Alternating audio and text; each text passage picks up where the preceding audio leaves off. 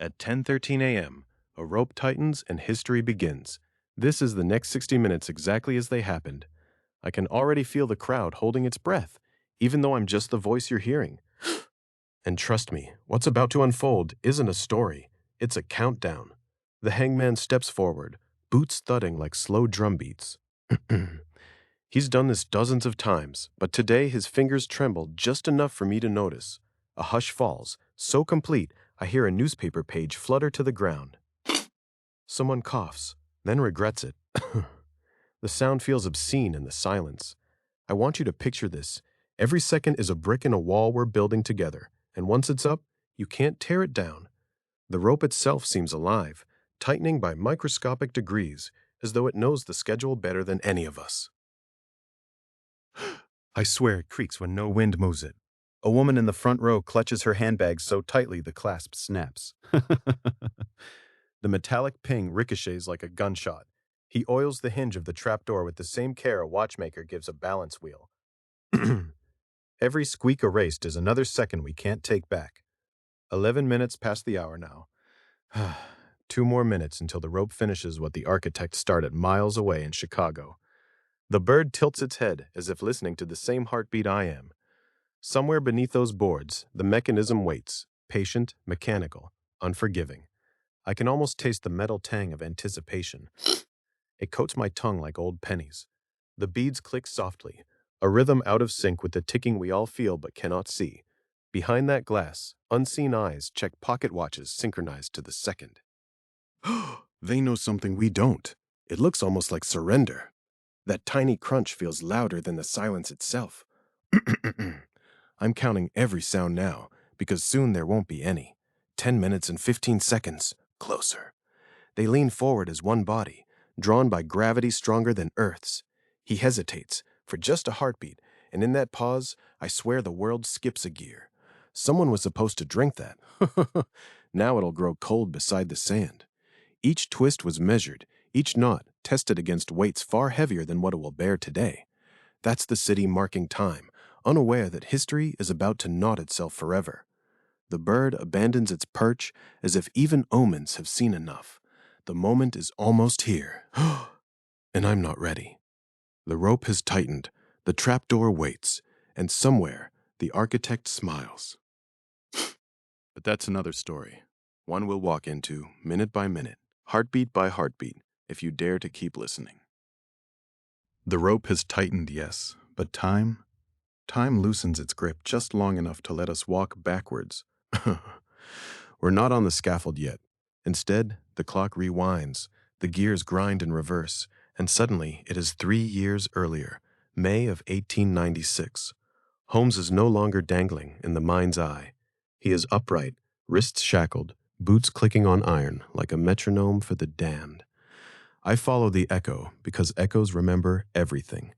The sheriff walks half a step ahead, keys chiming against his hip. He says nothing, but the reporters behind us scribble so fiercely their pencils sound like hail on tin. Holmes notices, of course he does. He tilts his head, polite as a maitre d', and offers them a small, almost courteous nod. Imagine that, being led to the gallows of public opinion and still fussing with etiquette. One of the journalists, a woman in a soot-smudged dress, whispers to her pad. He smiled. She underlines the word 3 times, as though underlining will make it truer. Holmes hears her scratch and, without turning, remarks in that silky baritone the court stenographers love to quote, "I am not afraid, only curious." The sheriff grunts, more habit than reply, but I feel the words land like cold coins on my tongue. Curious. He says it as if curiosity were a warm cloak, and not the reason half the city still sleeps with chairs against their doors. I try to picture what curiosity looks like on a man who has already built a palace of traps. Maybe it looks like a mirror that refuses to break. We pass cell after cell. Some doors yawn open, revealing straw pallets and tin cups turned upside down like little helmets. Others are shut so tight, I wonder if the men inside have been erased entirely. Holmes glances left, then right, cataloging. Always cataloging. I swear I hear him counting under his breath. 1, 2, 3. like he's still estimating square footage for hidden chambers. The reporters hear it too. Their pencils pause, then race faster. One fellow mutters, "He's measuring for a future tenant," and the woman beside him shivers so hard her notebook flaps like a trapped bird. The corridor bends, and the light changes from gas flame orange to something colder, bluish, as though the sun itself is reluctant to look. Holmes lifts his chin. Ahead, the passage narrows into what the guards call the Corridor of Faces, so named because every prisoner, on his final walk, turns once to stare at the portraits lining the walls. Victims, judges, jurors, mothers who refuse to testify. Their painted eyes follow like frost on glass. Holmes stops. The sheriff tugs the chain, but curiosity has rooted the man's shoes to the stone. He studies a small, oval frame. A girl no older than 12, lace collar pristine, eyes too large for her face. I can't tell if he recognizes her or simply admires the brushwork. Either way, he bows, just slightly, as if to say, "Pardon my intrusion." The reporter's pencils squeal. We move again. The air grows heavier, scented with lye and something metallic I refuse to name. Footsteps double, triple. As the echo spawns its own children, Holmes speaks once more, softer now, almost conversational.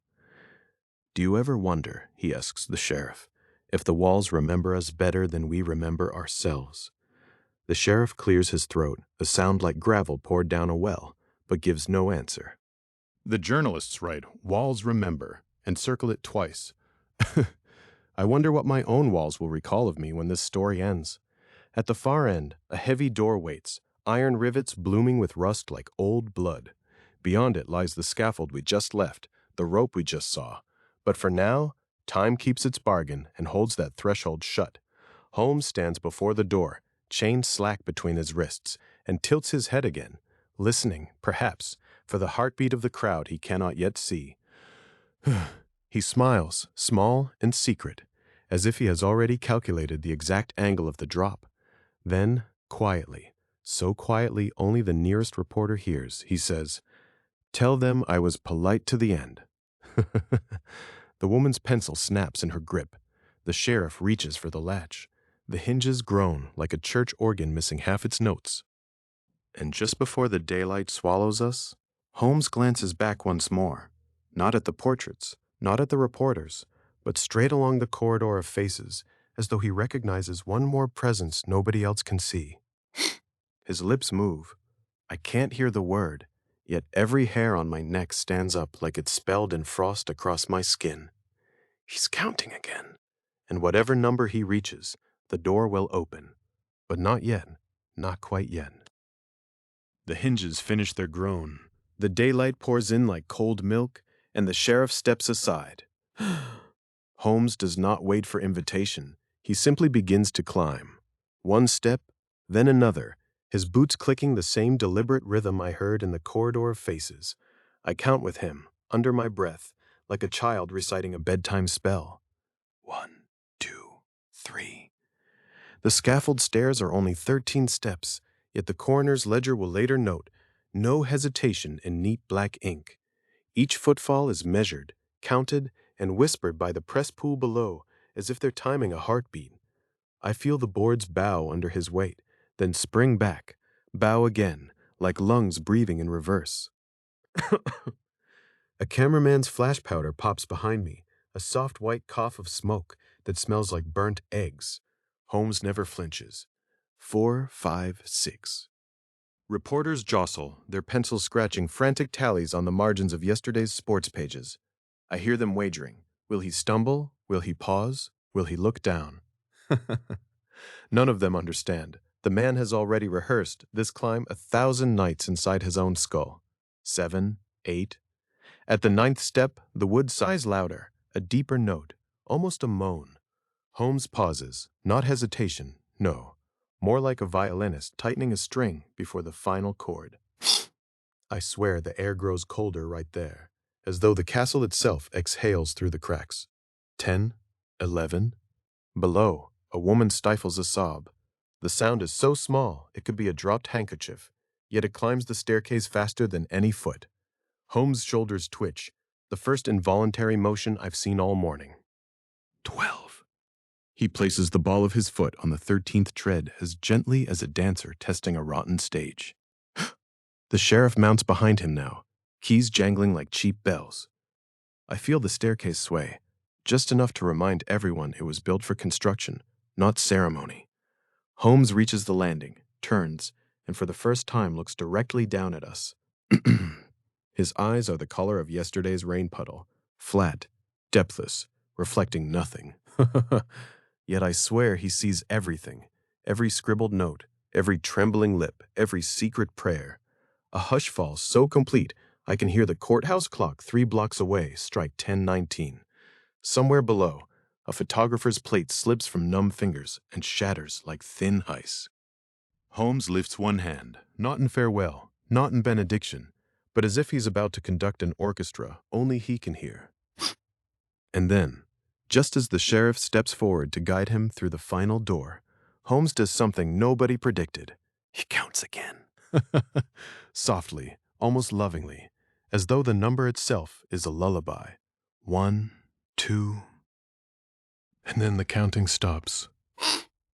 The sheriff's hand settles on Holmes's shoulder like the final page of a book closing, and we follow them into the narrow room where the trapdoor waits. The air is colder here, thick with the metallic scent of the rope that still remembers every neck it ever kissed. I can taste rust and candle wax on my tongue, and somewhere behind us, a clock coughs out the minute we have all been dreading. Father Hickey steps forward, rosary clicking like tiny bones. His breath fogs between us, and for a moment, the three of us, priest, killer, and the unseen chorus of the dead, are locked in the same trembling cloud. Holmes tilts his head as though listening to music only he can hear, then lifts a finger to his lips. 27, Father. Give or take the ones who never had names. The priest flinches. The beads rattle louder. Holmes smiles, the same courteous curl that once greeted hotel guests he would later dissect for sport. He places one polished shoe on the hinged board and taps it twice, like a man testing ice he already knows is rotten. The sound is hollow, a drum for a funeral march played in miniature. I feel the floor vibrate through my boots, as if the building itself is shivering at what it must soon do. Father Hickey leans in, close enough to smell the pomade still clinging to Holmes's hair despite the prison scrub. "Is there one you regret?" he whispers, voice cracking like old varnish. Holmes's eyes flick toward the ceiling, then to the noose, then to the priest's ear as if delivering a secret menu at some infernal cafe. "Only the one in Philadelphia," he murmurs. And even that was poorly timed. The sheriff shifts, uncomfortable with the intimacy blooming in this sterile room. I can almost hear the newspaper men beyond the door, pencils poised like daggers, waiting to carve these syllables into headlines. Holmes straightens, the courtesy never leaving his face, and offers a small nod to each corner of the chamber, as though acknowledging invisible spectators. "I kept the castle warm," he says, almost wistfully. Gas pipes singing lullabies, walls that could breathe in and out. People paid to be lost, Father. I merely collected the fee. His fingers drum once against his thigh. 1, 2, 3, then still. The rosary answers with its own nervous rhythm, a counter-melody of guilt and grace. Father Hickey closes his eyes, lips moving in silent Latin. Holmes watches with the curiosity of a child studying ants. "Tell them," the priest says at last. "Tell them something true." Holmes considers this, head cocked like a bird listening for worms beneath the earth. "Truth," Holmes repeats, tasting the word. "Very well. The girl in Toronto, her name was Rosalie. She asked to see the furnace. Said she loved the color of fire. I obliged." His voice drops to a murmur so soft the microphone barely catches it. "I remember the way the light caught her hair. Copper, like new pennies. I kept one. Still have it, somewhere. In my vest pocket, pressed between 2 pieces of paper." The sheriff clears his throat, a polite reminder that time is a creditor that never forgives. Holmes lifts his chin, the gesture both defiant and resigned.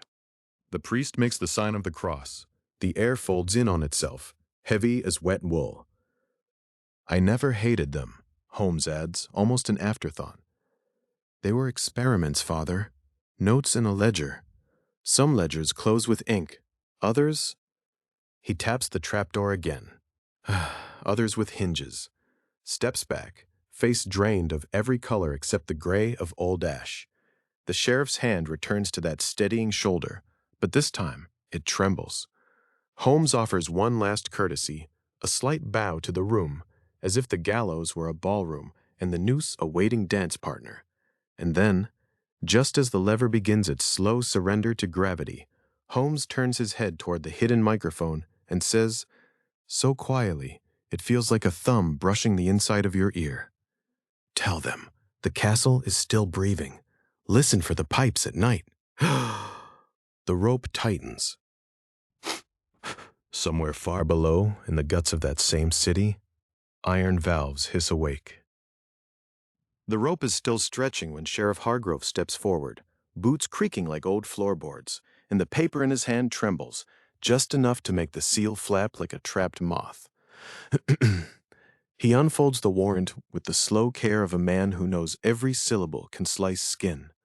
By order of the Honorable Court of Cook County, he begins, voice steady as a held breath. The sentence of death is pronounced upon Herman Webster Mudgett, alias Henry Howard Holmes. The name slithers through the gallows chamber like cold water down a spine. I swear the timbers answer with a soft groan, as though the castle itself is leaning in to listen. He reads on, and each word is a nail driven into the coffin we all share. Hanged by the neck until dead. The crowd, 43 souls pressed shoulder to shoulder, exhales as one lung, a sound like a bellows stoking a hidden furnace. I feel their heat against my back, feel the pulse in their wrists, even though none of us are touching. Sheriff Hargrove reaches the final clause, the one about time and place and lawful witness. His finger traces the ink as if to be sure it hasn't rewritten itself overnight. Somewhere behind me, a woman whimpers. The sound is swallowed by the boards before it can escape the room. The lever waits. I can smell the oiled metal, sharp as bloodied pennies. Holmes stands above it, rope kissing the back of his neck like an old lover who never learned tenderness. He lifts his chin, eyes glittering with that carnival barker shine, and the silence stretches until my ears ring. Sheriff folds the warrant once, twice, and slides it into his breast pocket as if tucking away a loaded pistol. He steps to the lever, hand closing around the smooth oak handle. The room tilts. I swear the floor drops a fraction, even though nothing moves yet. My own pulse bangs against my ribs like a prisoner testing bars. Holmes's lips part. He doesn't speak to the sheriff, not to the chaplain, not to the witnesses who paid 50 cents for this privilege. He speaks to the air, to the pipes, to the castle breathing beneath us. One tug, he breathes, and the whole machine sighs. Sheriff Hargrove's knuckles whiten. The crowd inhales again, deeper, as though trying to suck the oxygen from Holmes's lungs before the drop. I taste iron on my tongue, wonder if it's my blood or the city's. Somewhere below, a valve hisses like a cat whose tail just met a boot. And then, just as the lever begins its slow surrender to gravity, Holmes turns his head toward the hidden microphone and says, so quietly it feels like a thumb brushing the inside of your ear, tell them the castle is still breathing. Listen for the pipes at night. The rope tightens. Somewhere far below, in the guts of that same city, iron valves hiss awake. The lever slams down like a judge's gavel made of iron and regret. I hear it before I feel it, the hollow thunk that travels through the scaffold boards, up the rope, and into my own shoulders. Holmes drops. One heartbeat he is there, framed by pale morning light. The next, he is gone, swallowed by the square mouth of the trapdoor, as though the castle itself has opened its throat to taste him. The newspapers will later print the phrase, neck audibly snapped, but what I hear is something softer, wetter, like a green twig surrendering in cold hands. I lean over the edge, not from bravery, but from some magnetic pull that feels older than curiosity. 20 feet below, the body lies twisted, one shoe half off, the white of a sock catching the lantern glow like a signal flare. The air tastes of rust and sawdust. It catches in my throat and I cough, once, twice, as if the castle itself is clearing space for what comes next. Holmes's right hand twitches, fingers drumming a silent tattoo against the packed earth. Then it stops. A murmur ripples through the witnesses. Someone whispers, "Amen." Another swears under his breath. But the sound is thin, stretched, like fabric about to tear. I feel the moment trying to harden into history, but it refuses. It stays liquid, slippery. And when I blink, I am no longer staring at a corpse. I am staring at nothing, because the scene has yanked itself inside out. The scaffold dissolves into white-hot sunlight. The rope vanishes. The stink of death is replaced by the sharper bite of coal smoke and river rot. My knees buckle, not from horror, but from simple dislocation, as the calendar flips backward with the violence of a snapped rubber band. It is 2:07 in the afternoon on the 7th day of November, 1895. I am standing in the same courtyard, only now it bustles. Vendors cry roasted peanuts, a newsboy waves an extra, and somewhere a phonograph bleats ragtime through a tin horn. The castle is still half built, its brick walls rising like fresh teeth. Workers swarm its skeleton, their hammers ringing like typewriter keys. Holmes, alive, immaculate, in a dove-gray suit, moves among them, tipping his hat, smiling that small, practiced smile that never reaches the eyes. He stops beside a wheelbarrow of lime and bends to whisper to the foreman.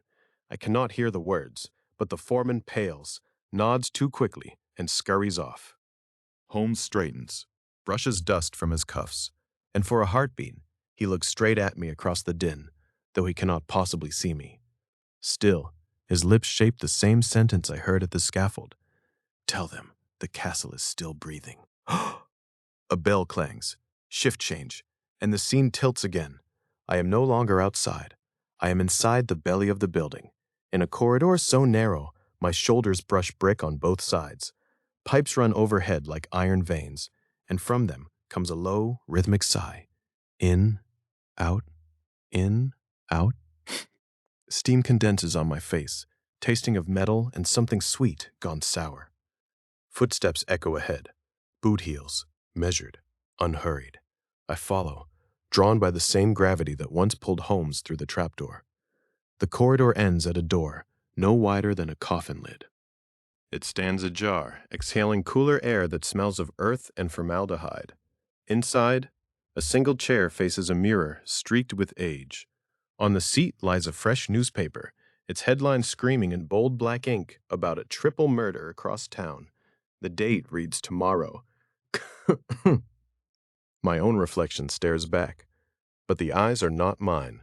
They are Holmes's, calm, curious, already planning.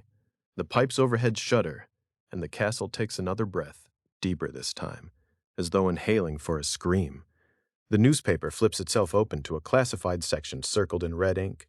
The ad offers rooms for rent, cheap, quiet, never cold. Address, the castle. A date is scrawled in the margin, 2 weeks from now, beside a name that is not yet famous.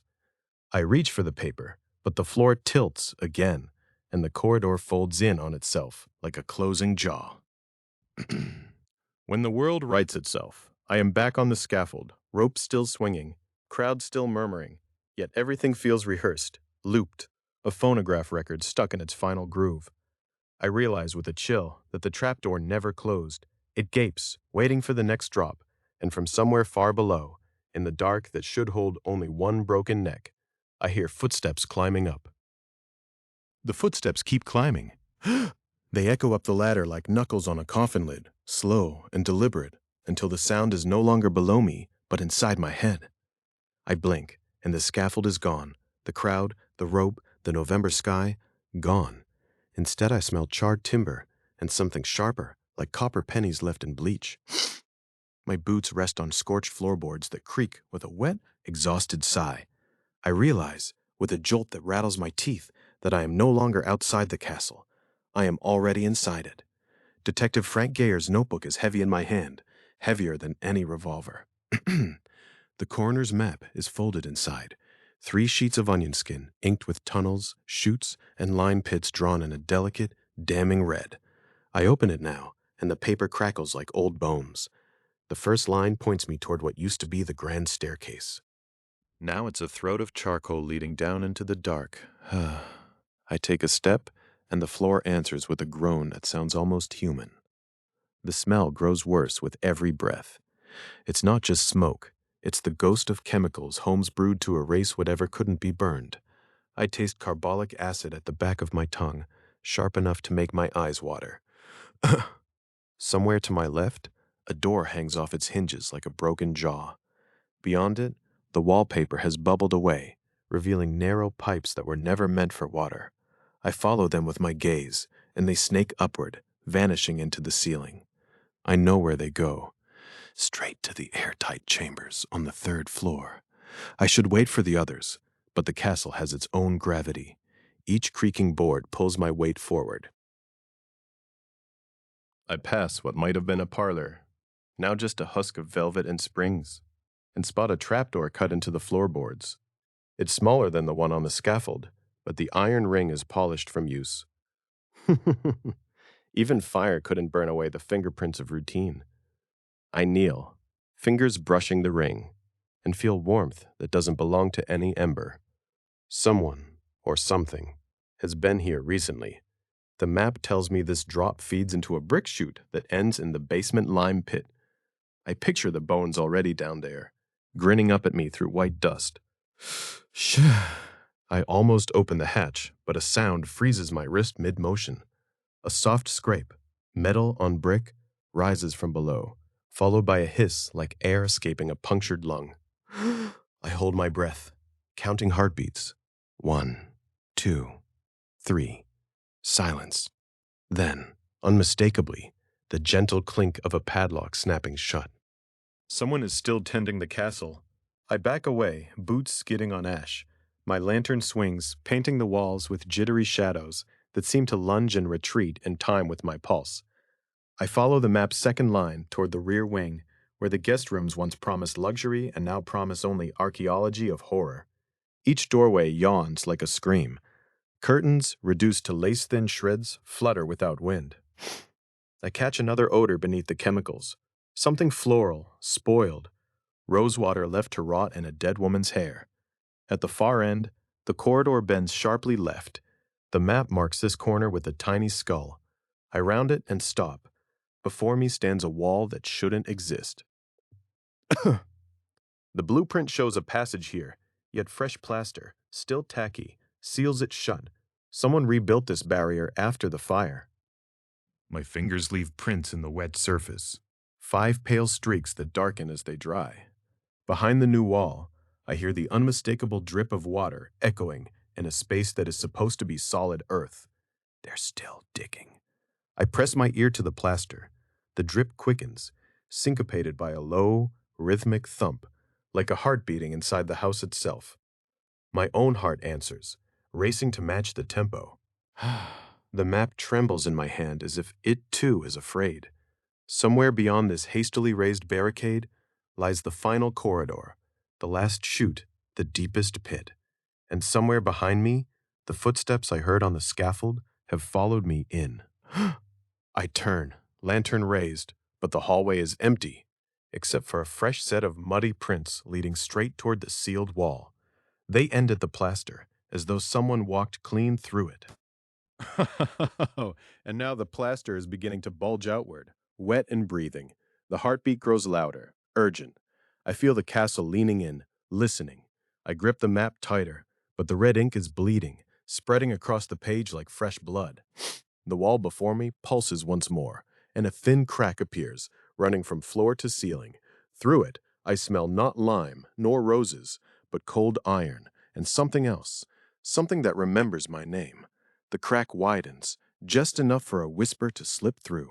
It isn't Holmes. It's younger, softer, and it calls me Father. The lantern flickers, and in that stutter of darkness, the muddy footprints on the floor turn toward me. The whisper coils around my neck like cold ribbon. Father, it says again, and the word tastes of wet stone and spoiled sugar. I can't answer. My tongue sticks to the roof of my mouth. So I push the cracked wall with both hands. It swings inward without a sound, revealing a stairwell that smells of boiled bones and carnival taffy. The lantern flame gutters, then steadies, and I start down. Each step is soft, as though the stone itself has begun to rot. The coroner's diagram flutters in my fist, the red ink now dripping onto my boots. At least I hope it's ink. According to the sketch, the first lime pit should be directly beneath the pharmacy cellar, behind a false partition labeled candy crates. The air thickens, sweet and acrid at once, like lemon drops left to melt on a slaughterhouse floor. Halfway down, the whisper changes. It grows older, rougher, and it laughs. A dry, papery laugh that scrapes my eardrums. "You brought the tongs, didn't you?" it asks. I pat my coat pocket. The iron tongs clink against the glass vials I took from the lab upstairs. "Good," the voice says. "You'll need them." At the bottom, the corridor forks. Left smells of cedar and formaldehyde. Right smells of burnt caramel and something I refuse to name. I turn right, because the map tells me to, but the map is also bleeding harder now, the paper dissolving between my fingers. The walls are closer here, brushing my shoulders with damp mortar. A low humming begins, as if the castle itself is clearing its throat. "Detective Geyer," I mutter, practicing the line I'll need when I face the reporters. The stench was that of a charnel house made of candy. The phrase tastes obscene, but it's accurate. The sweetness coats the back of my tongue until I gag. I taste iron, then sugar, then iron again. The humming stops. Ahead, a doorway yawns, the frame warped by years of seeping lye. Beyond it lies a room lit by a single gas jet, turned so low the flame is almost blue. Crates are stacked floor to ceiling, each branded with a smiling cherub holding a lollipop. The cherub's eyes have been scratched out. I step inside, and the floor gives slightly, like walking on packed snow.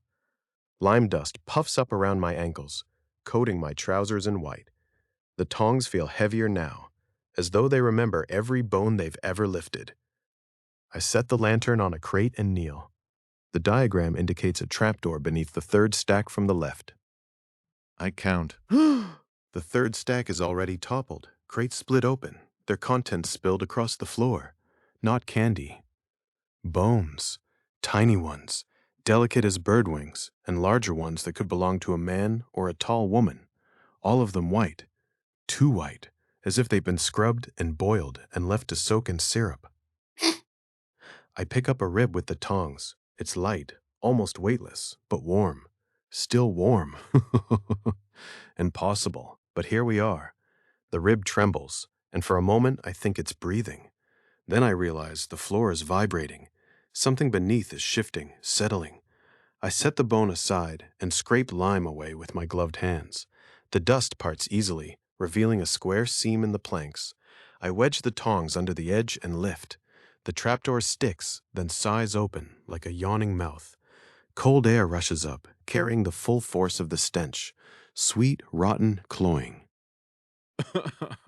I gag, nearly dropping the lantern. Below, a pit yawns, maybe 6 feet deep, lined with quicklime that glows faintly in the dark. More bones jut from the white crust, some still wearing scraps of fabric that might once have been gingham or lace. The lime hisses softly, eating what's left of the flesh. I lower the lantern into the pit. The light catches on something metallic, brass buttons, a belt buckle, a child's locket shaped like a heart. The locket is open. Inside, a single strand of dark hair curls like a question mark. I reach for it with the tongs, but the lime bubbles and the locket sinks, vanishing into the crust with a soft plop. Behind me, the crates creak. I turn, tongs raised like a weapon, but nothing moves. Nothing I can see. Yet the whisper returns, younger again, almost playful. "You found the first one," it says, "but there are more." So many more. The floorboards beneath my feet begin to soften, lime seeping up between the cracks like rising dough. I back away, but the doorway is farther than it should be, as if the room itself is stretched. The cherub on the nearest crate turns its blind face toward me and grins, teeth carved from black rock candy. I taste sugar and blood.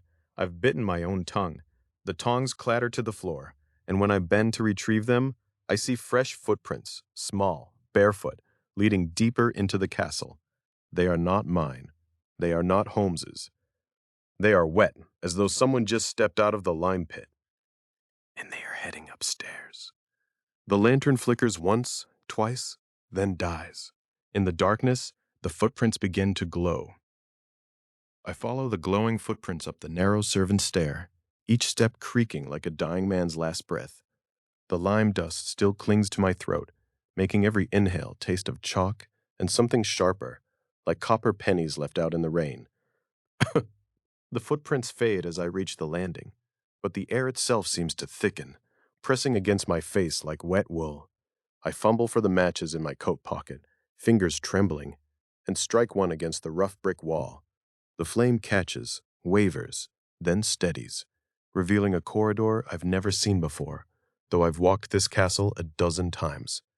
The match burns down toward my fingertips as I shuffle forward, and that's when I hear it, a sound like someone dragging their fingernails across the inside of a metal coffin. It's coming from the end of the hall, where a massive iron door stands slightly ajar, its surface pitted with rust that looks disturbingly like dried blood. The scratching stops the moment I touch the door handle, cold enough to burn. Hello. My voice disappears into the space beyond, swallowed whole by something hungry. Inside, the darkness has weight. The match dies with a hiss, and I'm left with nothing but the memory of what I glimpsed in that final second.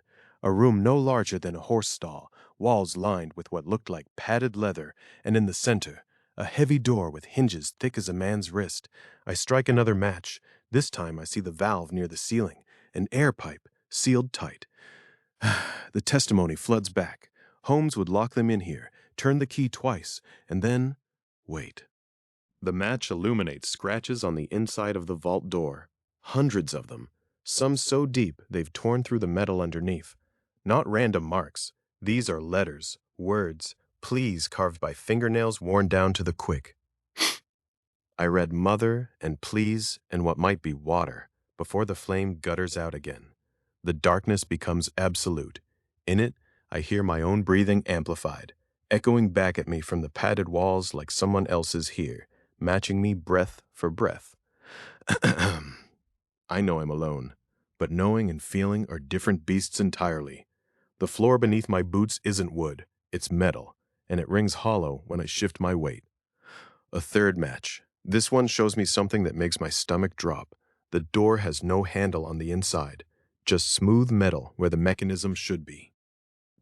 I'm not locked in, I tell myself, but my hands are already shaking as I reach for the edge where the door meets the frame. The gap is barely wide enough for 2 fingers, and when I pull, nothing happens. The door weighs as much as a tombstone. That's when the sound starts again, not scratching this time, but something worse. A slow, deliberate tapping from inside the vault itself. It's just the building settling, I think, but the taps come in sets of 3, like a code. Tap, tap, tap. Pause. Tap, tap, tap. My 4th match reveals nothing new, but the tapping stops when I hold the flame toward the sound. The air grows thick, not with lime dust now, but with something else, something metallic that coats my tongue. I realize with horror that this room is still airtight. The valve above my head isn't bringing in fresh air. It's connected to nothing but the castle's own diseased lungs. My matches are running low. 3 left. The tapping has moved closer, right up against the door, and I swear I can feel the temperature drop near the metal surface. I press my ear to the door. There's something breathing on the other side.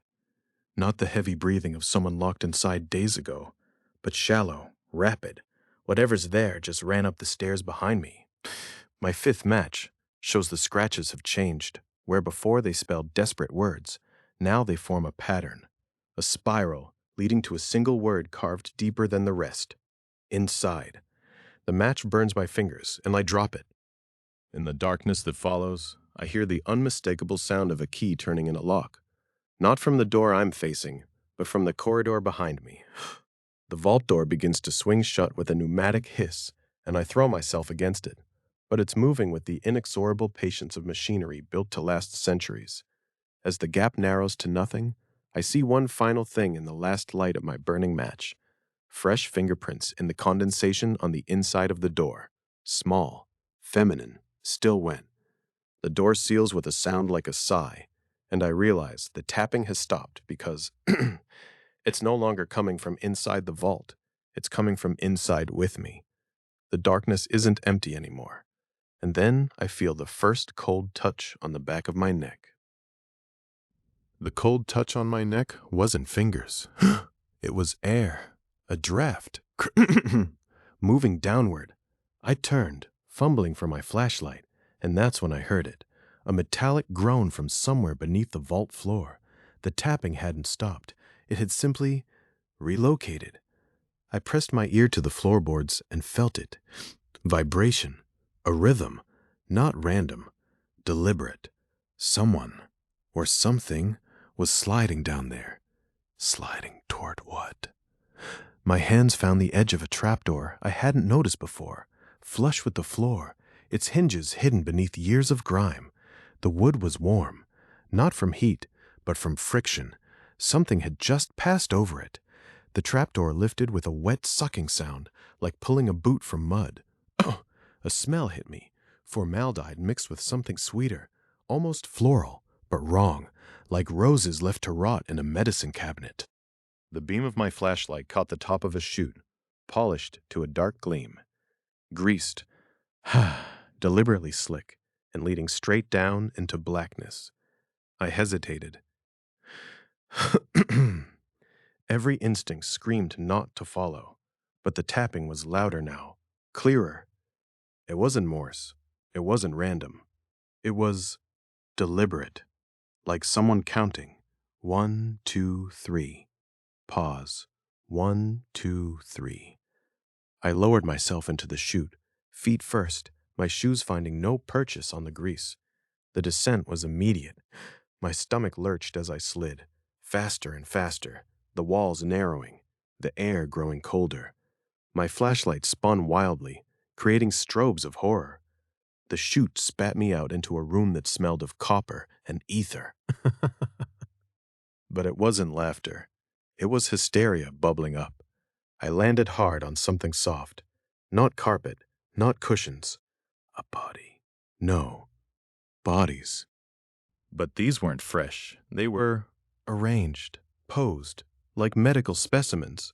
My flashlight found the source of the tapping, a small metal hammer, suspended from a string, swaying gently and striking against a glass jar.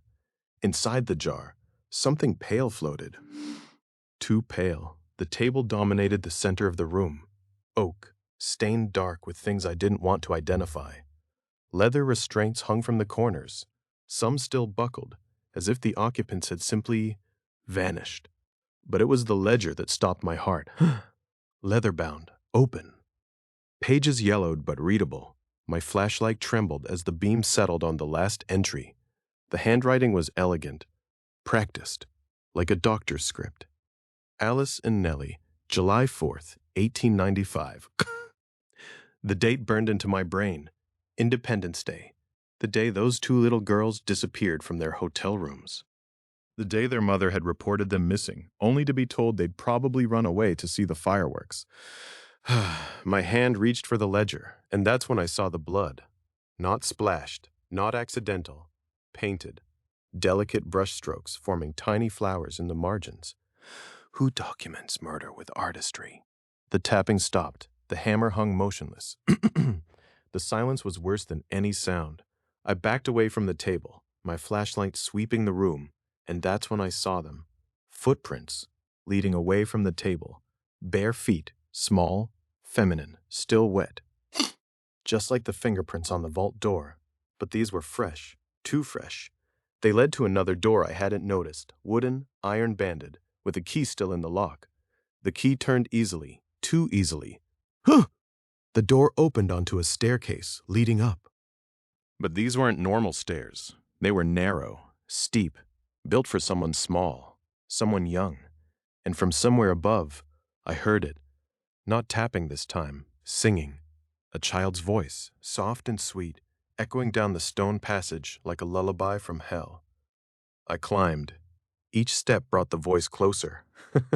It was my Bonnie lies over the ocean. But the words were wrong. Twisted. My bodies lie under the cellar. The staircase spiraled upward, the walls pressing closer, until I emerged into what should have been the hotel's basement. But it wasn't.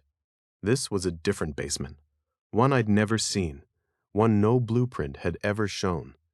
And the singing was right behind me now, close enough that I could feel breath on my neck. The room was lined with mirrors, dozens of them, all cracked, all reflecting something that wasn't there. In each reflection, I saw the dissection table, the ledger, the jar, but from angles that made no sense. And in the center mirror, the largest one, I saw Alice and Nellie, standing hand in hand, looking directly at me. They smiled. And then they turned and walked into the mirror, not through it, into it, like it was a doorway. The singing stopped. The mirrors went dark. All except one, the center one. It showed me now, but I wasn't alone. Behind me, the dissection table was occupied by someone wearing my face. The figure sat up slowly, turned to look directly at me through the glass, and smiled with teeth too sharp to be human. The mirror began to ripple, like water, like the surface of the chute, and I realized the descent wasn't over. I was still sliding, still falling. The castle wasn't letting me leave. It was digesting me. One room at a time. The castle wasn't letting me leave. It was digesting me, one room at a time. And then, like a sudden slap of cold water, the mirror shattered, not with sound, but with silence. The mercury surface burst into 1,000 liquid shards that hung mid-air, suspended like breath held between screams. I was no longer falling. I was standing, and standing in front of me was Detective Frank Gare, his eyes wide with something between horror and awe. He didn't speak. He just nodded toward the corner where the camera waited. The camera was ancient, even for 1895. A mahogany box the size of a child's coffin, perched on a tripod that creaked like old bones. Geyer moved around it like a priest preparing communion, his movements careful, reverent. He carried this thing from Philadelphia through 3 states across half the continent, just for this moment, just for this room, just for what lay on the table behind me. I turned slowly, because I knew what I'd see. The body. Not a body. The absence of one.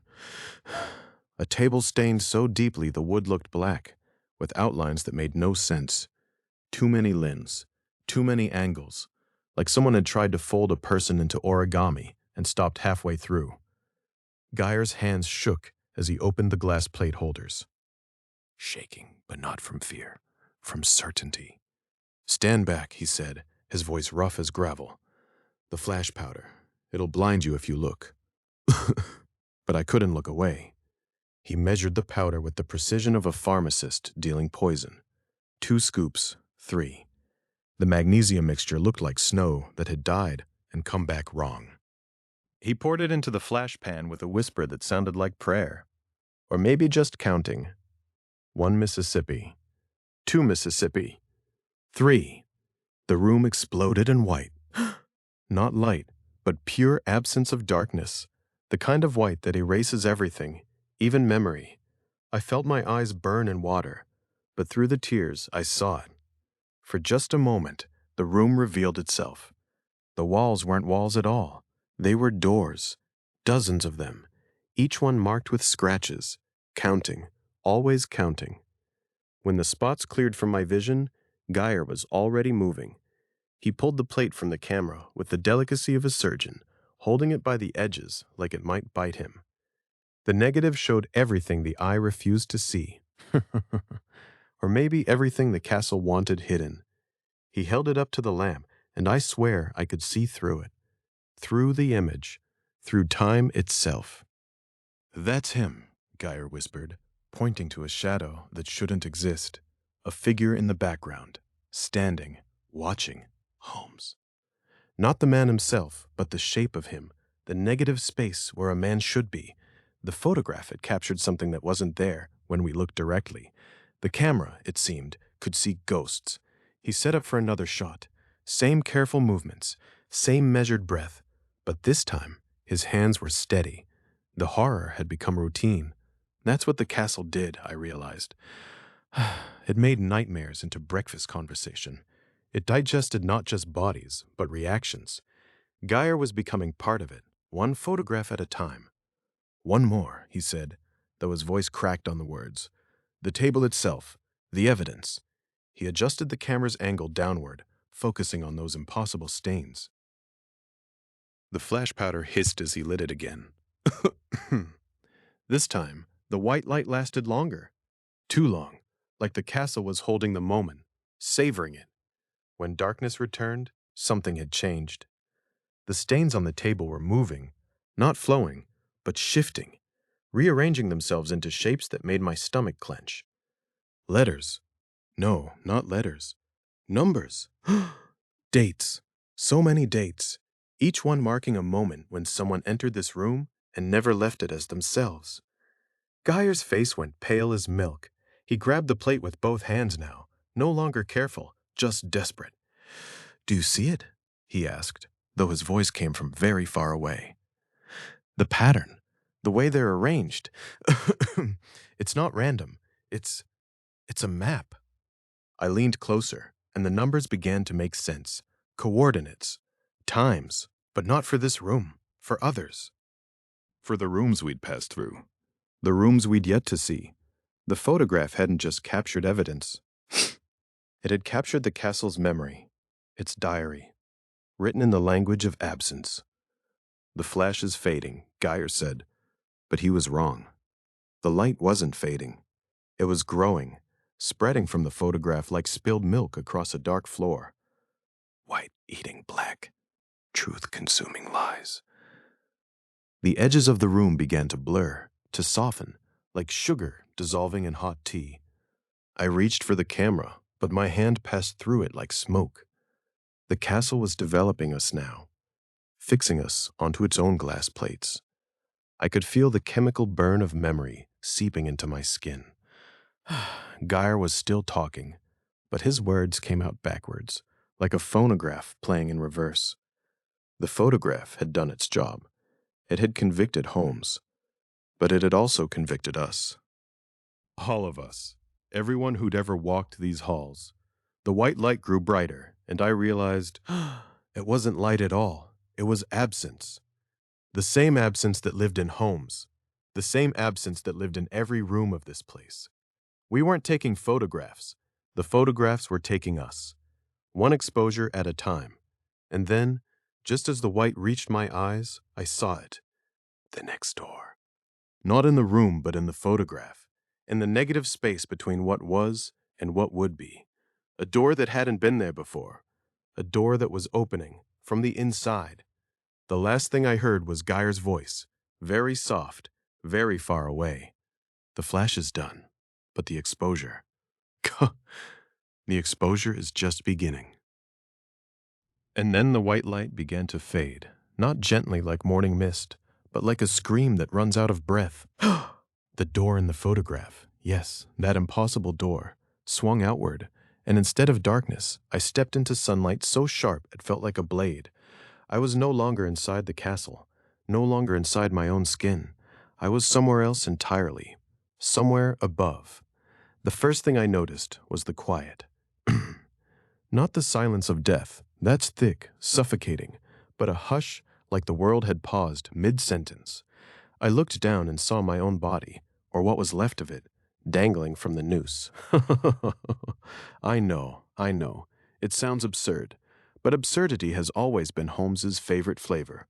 A coroner in a black waistcoat pressed a cold disc to my chest, listened, then nodded once. 10:27, he said, as if time itself had just been born. The stethoscope slipped from his fingers and clattered against the trapdoor, a tiny sound swallowed by the yard. Newsmen scribbled in their little books, pencils scratching like rats in the walls. One muttered, "Holmes is no more," and the sentence felt too small for what had just happened. As if language itself had given up trying to hold him, the rope kept spinning, slowly, lazily, like it had all the time in the world now.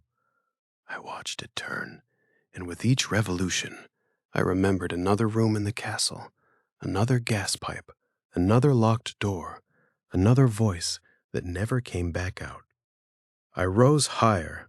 The prison shrank beneath me, then the city blocks, then the whole of Philadelphia, rows of chimneys coughing coal smoke, the river glinting like a blade.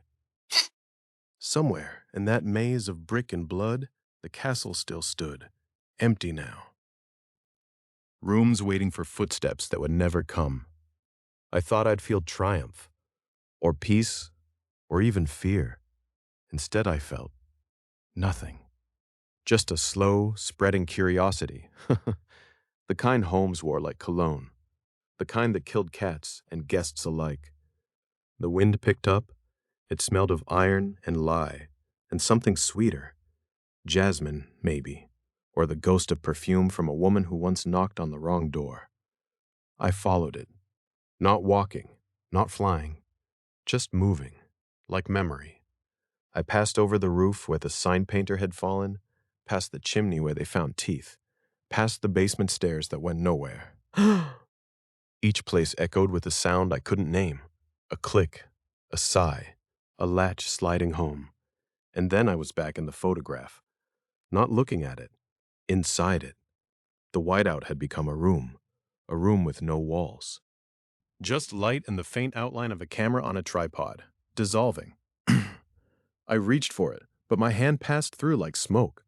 A voice, mine, but not mine, whispered from nowhere and everywhere. Exposure's just beginning.